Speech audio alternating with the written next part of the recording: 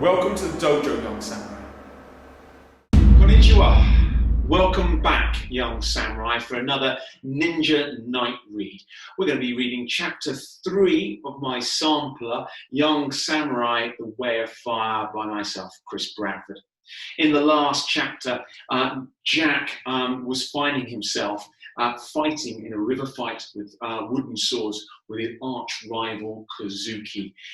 Jack thought he'd won until Kazuki shoulder barged him into the water and then shoved his head beneath the surface, where he was left spluttering as the icy river rushed up his nose.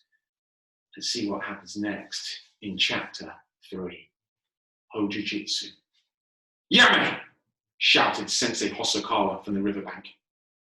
Kazuki reluctantly let Jack surface and made his way over to the rest of the students, many applauding his triumph in the sparring match. Tugging thoughtfully at his tuft of a beard, Sensei Hosokawa, their teacher in Kenjutsu, waited for Jack to emerge from the river and join them. Jack trudged over, his head hung in shame. Both of you demonstrated excellent samurai sword skills, commented Sensei Hosokawa. Quick thinking saved your life, Kazuki-kun, and gave you victory. Kazuki savoured the praise, smirking at Jack, who now stood dripping wet beside him. Though you were stupid to sacrifice your sword hand, the sensei added grimly. Kazuki's smile faded from his face. Jack-kun, your agility was exceptional, or else you were very fortunate, continued the swordmaster, but you still lost. Remember, the battle isn't over until your opponent is down and stays down. Jack nodded his understanding. He should have known that from his bitter experience of the ninja Dragon Eye. The invincible assassin had killed his father and was now mercilessly hunting him down. The ninja was after his father's rudder, a logbook that contained invaluable navigational information. A rudder for a pilot, Jack's father had once explained, is the equivalent of a Bible for a priest. Until mariners can calculate longitude accurately, it's the single instrument we have to work out how far east or west a ship is. Such a logbook as this is the only way of ensuring safe passage across the world's oceans. You must never let it fall into the wrong hands, for whoever possesses it has the power to rule the seas. Jack had come to realise that Dragon Eye would never give up until the rudder was in his grasp, even if that meant killing him. Next, Yamato-kun and Hiroto-kun, announced Sensei Hosokawa. A thin, wiry boy with a hard look in his eyes got to his feet and took his place at the river edge.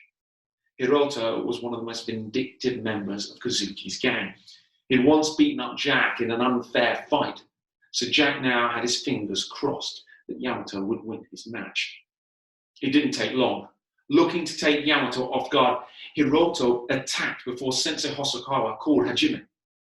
But Hiroto had misjudged his step. His front foot slipped and wedged itself between two rocks.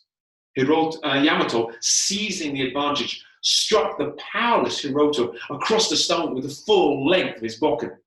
The boy doubled over and fell on his backside, where he floundered waist deep in the icy waters. Yamato bowed respectfully to his defeated opponent, then carefully made his way back to the bank. Why are we training on a riverbed, Sensei? Akiko asked, as the students greeted Yamato's victory with a round of applause. Sensei Hosokawa pointed to Yamato's wooden sandals. My own teacher once told me that if you're challenged to a sword fight, look at your opponent's sandals. If the wooden teeth on the soles are unevenly worn away, you can be sure your challenger will be off balance and not much of a swordsman. With a sweep of the steel blade of his katana, he indicated the rocky riverbed before them. Learning to fight on uneven ground will improve your balance. Remember, you won't always get a choice of where to fight. As a samurai, you must be prepared for battle on any terrain. After lunch, the students gathered in the meditation garden of the Shikubo for a lesson in Hojujitsu. Jack was intrigued. He had learned many things since training in the way of the warrior, but he never imagined there was a martial art devoted to the techniques of rope restraint. Sensei Kyozo appeared bearing several lengths of white cord. He indicated the class to kneel, and the students formed two neat rows on a flattened area of grass beside a small fish pond. In its waters swam an array of multicolored koi carp that made the pond's surface shimmer like a moving rainbow.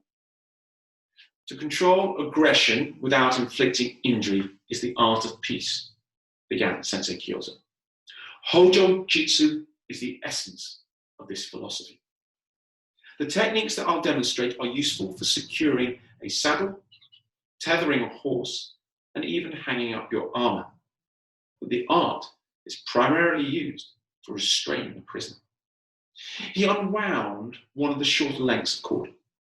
This is a hayanawa, he explained. It's a short rope with a small loop on one end and is used for fast restraint.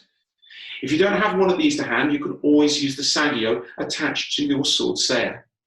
Sensei Kyozo indicated the braided cord hanging from the wooden scalp on his hip. He then beckoned his favorite student, Kazuki, to join him. There are 4 rules of Hojujitsu. 1. Your prisoner mustn't be able to slip his bonds. 2. You shouldn't cause any physical injury. 3. Never allow anyone else to see these techniques, otherwise they could work out ways to overcome them. 4. Lastly, the result should always look neat and elegant. Jack tried to suppress a grin. It was so typically Japanese to demand that something as practical as tying up an enemy must still appear beautiful to the eye.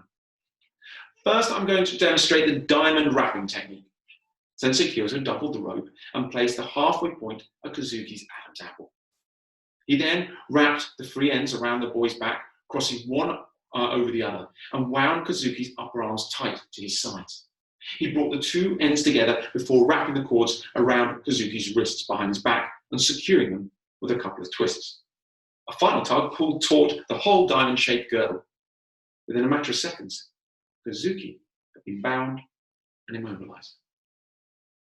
He's trussed up like a pheasant ready for cooking, whispered Saburo to Jack, stifling a giggle.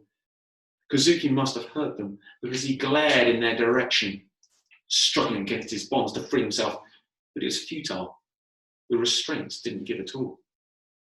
Sensei Kyozo released his protege, then handed out hayanawa among the class. Jack was partnered with Akiko. He took the rope, and with several deft twists, he had Akiko bound and unable to move. Jack glanced around. Everyone else was still struggling with the diamond technique. How did you do that so fast? Exclaimed Yamato, who got no further than crossing the hayanawa behind Saburo's back. Jack shrugged. Every day on board ship, I had to coil ropes, tie off sheets, reef sails, and bind cargo to the decks. Even after a year in Japan, working with ropes still comes naturally. Can you show me how you did it? Yamato asked. After you've let me go, reminded Akiko as Jack went to help Yamato. Jack smiled apologetically, then released her. The 3 of them gathered round Saburo. Taking the ends of the cord from Yamato, Jack slowly repeated the sequence of wraps. However, Saburo proved too big for the short length of hayanawa. The cord only just reached around his wrists, so Jack quickly tied off the diamond wrapping with a sailor's knot. What are you doing? Exclaimed Sensei Kyozo. Jack spun round to face the irate sensei. The rope wasn't long enough to finish the technique, sputtered Jack. So I tied it off. Did you see me use any knots? No, Sensei, but... No buts, interjected Sensei Kyozo, pushing him aside and pulling out the knot. I don't mind, Sensei, said Saburo quickly. You should do. Binding a person is a very serious matter. It's shameful for a samurai to be tied up. Some consider it worse than death. That's why we use wrappings, never knots. But won't the prisoner escape? Asked Jack, shaking his head in despair. He could never keep up with all the strict rules, social rules of living in Japan. Not if you wrap them properly, snapped the sensei. He grabbed Jack and spun him around. A moment later, he had Jack's hands bound behind his back. If you think you're so clever, get out of that. But Sensei, You can still run away, observed Saburo. Snorting his disgust, Sensei Kyozo knocked the back of Jack's knees, causing him to fall to the ground. Several quick rope turns later, Jack's legs were restrained too. Now, he can't move, can he? With respect, Sensei, I disagree, Saburo insisted. What? Spat Sensei Kyozo, enraged at the suggestion. He could still move his mouth. I can't believe you said that to Sensei Kyozo, exclaimed Yamato over dinner that evening in the main hall of the Shakubo. They all sat cross-legged in rows as the monks served them their food. He was picking on Jack, Saburo replied through a mouthful of tempura. So what if Jack tied me up with a knot? He didn't know it was dishonourable. Thanks for your understanding, said Jack, rubbing at the rope burns he sustained when Sensei Kyozo had whipped off the cord in annoyance at Saburo's retort. Jack reached for his chopsticks and gazed at the wonderful feast before him. It was their final night in Koyasan, and this was their reward for getting to the end of the Gashuku. There was tempura, miso soup, sweet and sour seaweeds, wild potatoes, and numerous other dishes Jack didn't recognize.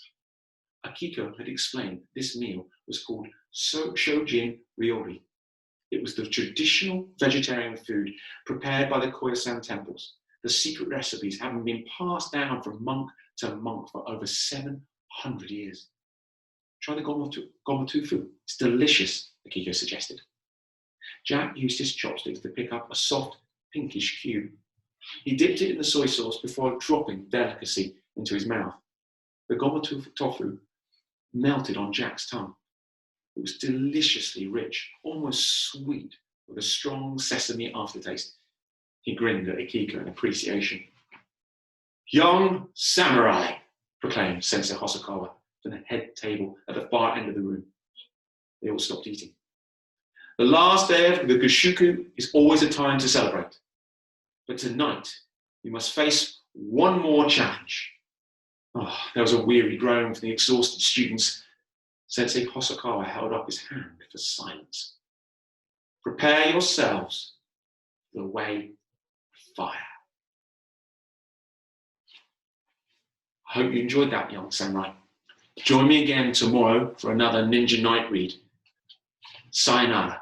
Sleep well.